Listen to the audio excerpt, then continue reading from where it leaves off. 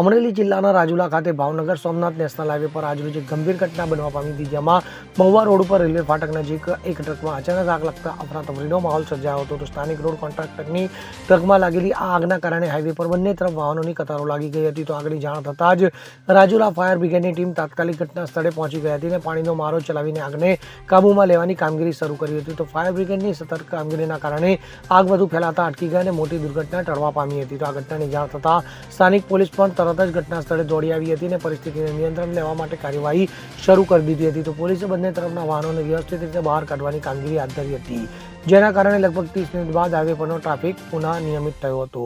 તો આ ઘટનાની જાણ થતાં મોટી સંખ્યામાં લોકો પણ ઘટના સ્થળે એકત્રિત થયા હતા. જોકે હજી સુધી આગ લાગવાનું ચોક્કસ કારણ જાણી શકાયું નથી અને આ મામલે હાલ વધુ તપાસ ચાલી રહી છે. Bureau report CN24 news.